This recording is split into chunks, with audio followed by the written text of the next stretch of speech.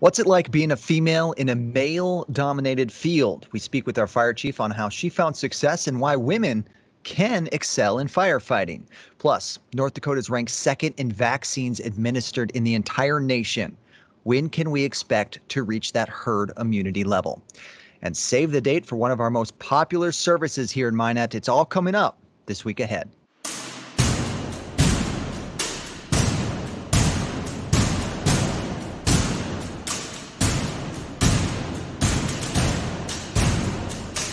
Hey everyone, welcome in and thanks for joining me once again on This Week Ahead. Representation matters. The city of Minot is a governmental organization in a democratic republic. The very core of our existence is about representation. We have seven people from different backgrounds who all meet no less than twice a month to make various decisions on your behalf. You put them there to stand in for you. They're there to represent you. This week ahead will be International Women's Day on Monday, March 8th. This entire month is being celebrated as Women's History Month. Our council is uniquely equipped for this observation. After the June election, this body made history, women's history. They voted unanimously to install two females as president and vice president to the council, Lisa Olson and Carrie Evans, respectively. It's the first time by our counts that's ever happened for Minot. We've had female leadership as council president, but never an all-female council leadership. Two female council members isn't exactly an accurate reflection of our gender ratio here in Minot, but it is a start. We're about 48% female. Our economy is generally male-dominated industries, and our employment at the city of Minot is about 30% female. The work we do is diverse, from office professionals, heavy equipment operators, engineers, accountants, etc., etc. There are departments that are considered to be a little bit more male-oriented.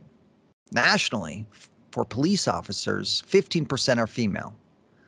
We're closer to 20%. Less than 10% of our firefighters across the country are female. Here, we have a total of 3. Our entire HR department is run by females. Finance, almost exclusively female. In fact, 5 of our 13 department directors and leaders are women. Based on my analytics, most of you reading this, listening to this, and watching this are female. For some, this message for this week ahead really resonates. For others, you may wonder, why am I even talking about this? Well, representation matters. That's why. Females in the workforce, any workforce, are vital for their knowledge and expertise, just like their male counterparts. But the different life experiences that many females have, the different ways they think about things, the different methods that they use, are very important to the overall success of our mission for serving you.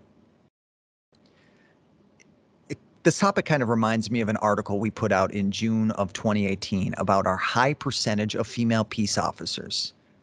The chief of police at that time, Jason Olson, said, quote, from my observations, I think female officers have a tendency to use their ability to de-escalate a situation verbally more than the male counterparts. Olson goes on to say, quote, some male officers may have a tendency to rely on their physicality a little too much, knowing that they can overpower someone if they need to. But female officers, they might assess the situation differently, end quote. Looking at things differently, a different perspective. That's the value in having a good gender balance. The value of having that diversity. Looking at things differently is really why representation matters. All right, I want to really dive into this and bring in someone who has made women's history here in Minot, someone that has a different perspective and brings that to her job in what is traditionally a male-dominated field. The first ever female fire chief in Minot's history and one of very few in the country. That's Chief Kelly Cronchdommel. Chief, thanks for making time for us. Thank you for having me. Good morning. Good morning. Now, I want to start by bringing up your background into the conversation. In my opinion, we have a healthy combination of female leadership from the director side within the city. We have Lisa Junt, our HR director, Kelly Hendershot, our city attorney, Janet Anderson, our library director, and our city clerk, Kelly Mentalka. We have females in position of leadership, but your position is unique because of the assumption that firefighting is a male-specific field. How and why did you get into firefighting, and what was it like in the early days of your career?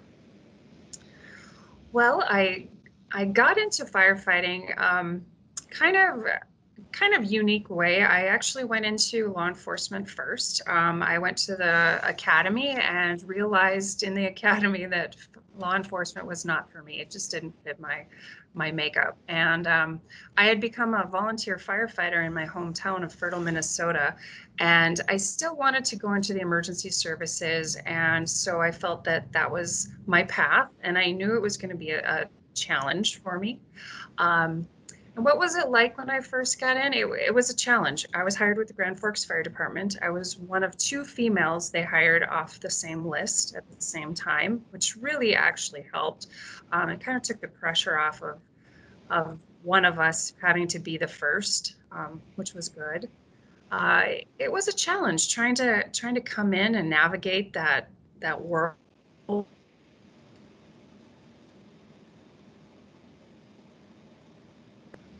So we broke up a little bit, so I want to try this again. So can you explain some of the challenges early in your career that you sort of experienced?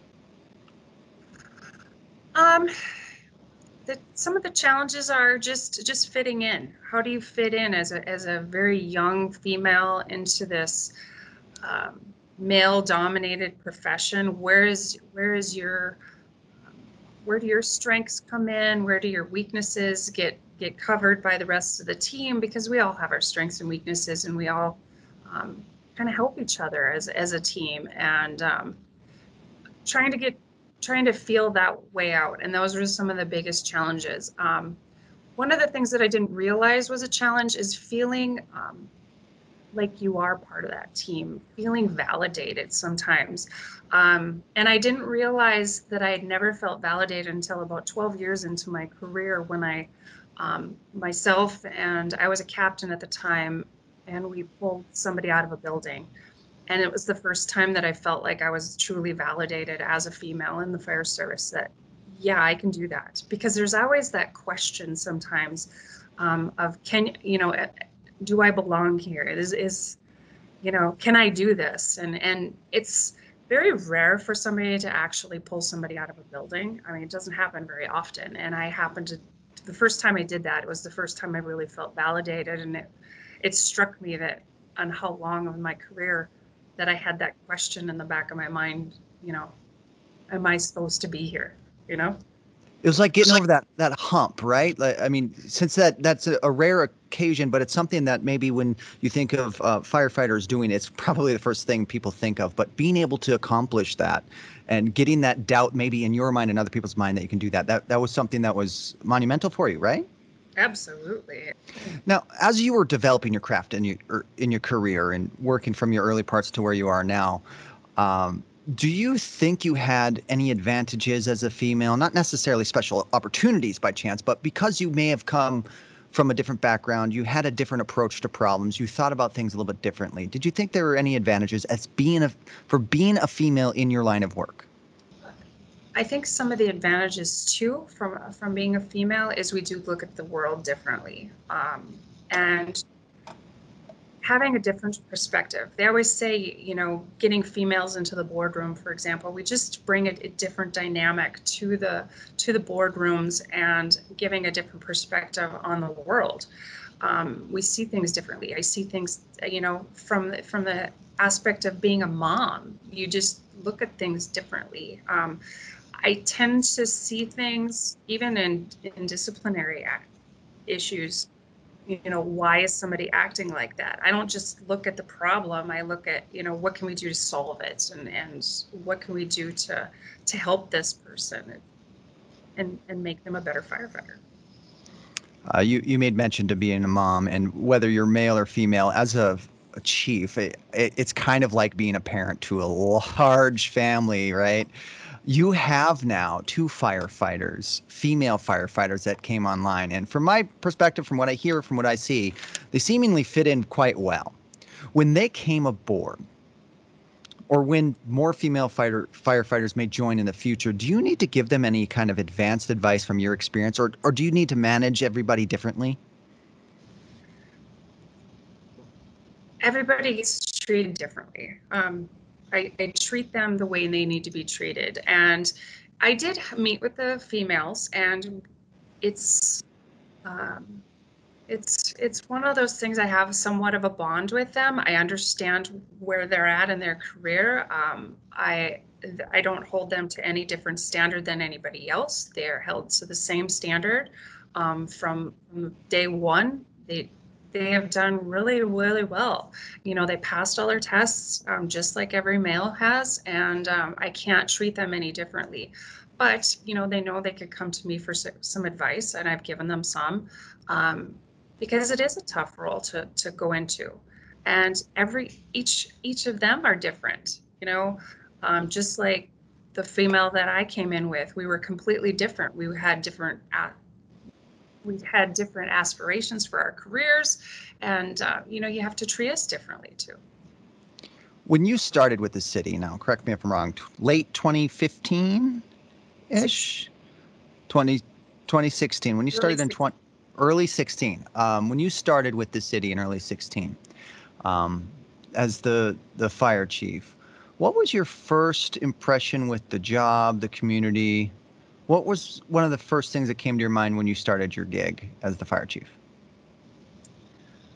Um, the the reason that I chose Minot, and it was the same as I came in, was that it was the same size as the organization I came from. It was in a community about the same size that I came from. Everything seemed to be real parallel. I mean, it was just like, you know, I went from an assistant role basically in one organization, and I took the lead role in another organization that was very similar. So I thought, this is just like coming to work in Grand Forks, but I'm just in a different community. Everything felt the same, which was kind of the biggest thing for me and why I chose to come to Minot. Um, and you know, when you get into it, it's different, right? What I thought was the same, where we were a completely different animal. Being over here, it has opened my eyes to many different ways of doing things. You know, you can cut a hole in the roof many different ways, and we cut it a different way than I was used to in Grand Forks. And trying to get a handle on the differences, the similarities, and it's been really kind of fun. I liked it. It was a real challenge to me to really open my eyes to different things. Being the only outside fire chief was a challenge. And I knew they had a lot of trepidations of me. You know, it's like being that new firefighter coming into an all male organization.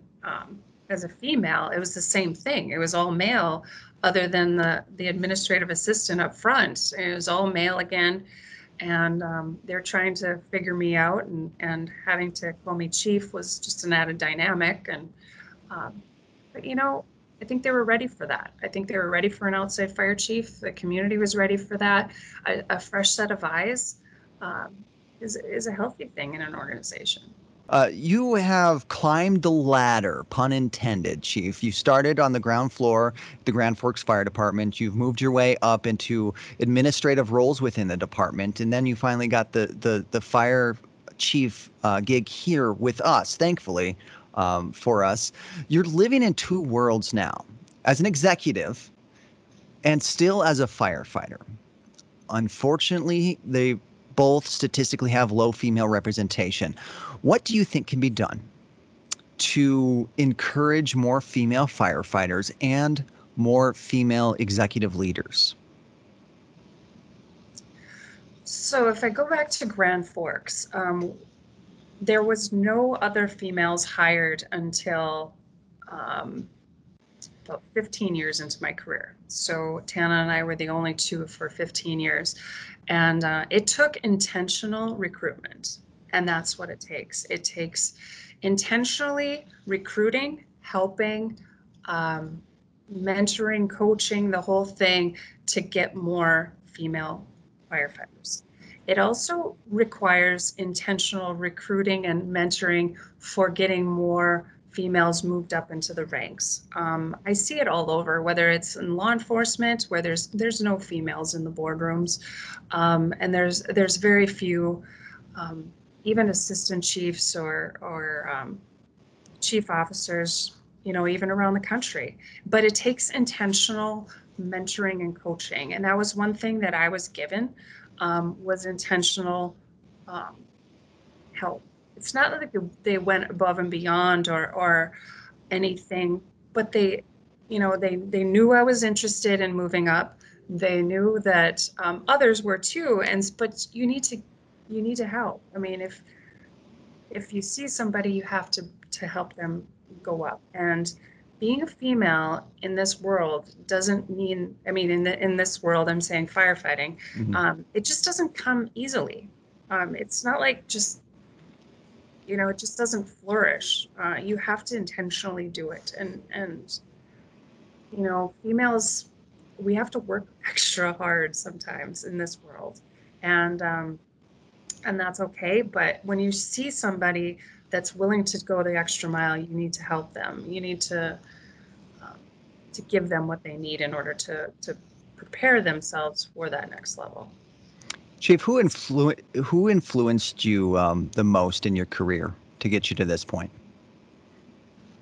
There was quite a few people that helped me along the way. I think the chief officers that I was working under really helped me. They saw something in me, and they helped me. Chief Peter O'Neill from Grand Forks was on the board. He was the deputy chief when we were hired. He pushed to get us hired, and he saw something in me along the way. And really all of my chief officers really helped me along the way. Is there any parting words you have for us, Chief? I appreciate your time, but I want to give you the last chance to make any mention that you think we might have missed. No, this is a great career. It isn't for everybody, male or female. But if you want something different, that's, it can be sheer excitement or it can be really boring some days. But it's a great career. It's very rewarding. It's been so rewarding to give back to the community in kind of a different way. And I'd say somebody should, male or female, try it. Give it a shot. Any job openings? Can people apply now? We're actually going to be testing in April. So our hiring process is starting actually this month. Okay, and you can check later this month for any listings for that, minetnd.org/jobs, of course. You give free tours out there. You can give, people are interested. They can call you and they can set something up. Of course, COVID-19 precautions are still in effect right now, if I'm not mistaken. Yes.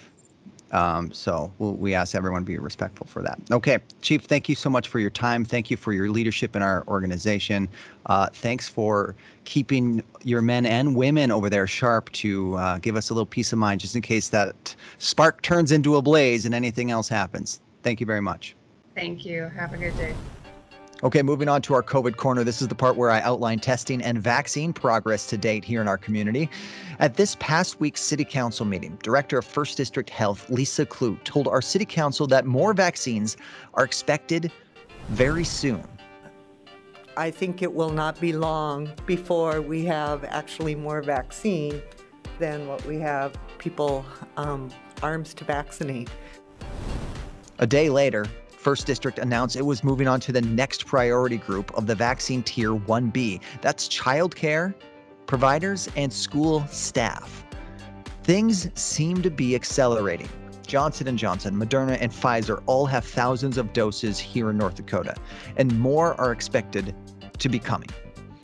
If you are among the qualified individuals for that next priority group for that Tier 1B, which is 65 and older, childcare providers, school teachers and staff, or anyone with two medical conditions that's 16 to 60 or 18 to 64, you can contact your primary care physician or first district to set up an appointment. According to state data, North Dakota has about a 20% first dose coverage and 11% second dose coverage. Almost 90% of our vaccines have been administered, which ranks us second in the country behind only New Mexico. Of course, a vaccine doesn't prevent the transmission of the virus, but it does help those who get it fight off the virus or even avoid it altogether. To help limit the transmission until we can create that projected herd immunity of 70%, testing is still a key factor. That's why we're continuing our efforts at Fire Station 1 3 days a week with BinaxNOW Now rapid COVID-19 screening. The hours for that, Monday 8 to 2, Thursday 2 to 7, and Saturdays 10 to 2. Now you need to save the date. We are less than 2 months away from one of our most popular events. That's Cleanup Week. May 3rd through the 7th will be your no-holds-bar chance to purge all that junk from your home and leave it on the curb for collection. This service is only for those with city sanitation services. Now, you want to be sure that you know your collection date. They collect just 4 days out of the week, Monday, Tuesday, Thursday, and Friday. Make sure you go to minetnd.org. You can find your collection, the collection date map there, and make sure that you write that down and save that date. On Monday, 7th and 8th will be the hazardous household waste and e-waste collection as well. Paint, stains, varnishes, propane tanks, etc., all accepted at Public Works from 8 to 5. You can also bring out old electronics, TVs, computers, printers, what have you. Those will be there and recycled as well. I want to thank you once again for joining me on This Week Ahead. If you haven't yet, be sure to follow us on all your favorite social media pages throughout the week to keep up to date on everything that we're doing as a city to help serve you. And of course, if you have any questions for us that we can answer on this or even on social media, send us that at any time. You could visit minetnd.org/mailbag, submit a question that way, or you could just email us. It's info@minetnd.org. Be sure to sign up for our other newsletter as well. It's the latest that we put out for the city of Minot. It comes out every 2 weeks. Most recent outlined the the current progress and the next step for the City Hall renovations that was just acquired and planned on moving on to an architectural consultant from City Council. You can read that more. Sign up for the newsletter at minetnd.org/latest. Download and rate our podcast as well on all of your favorite podcast apps. That's This Week Ahead. And thanks for joining me. Enjoy This Week Ahead.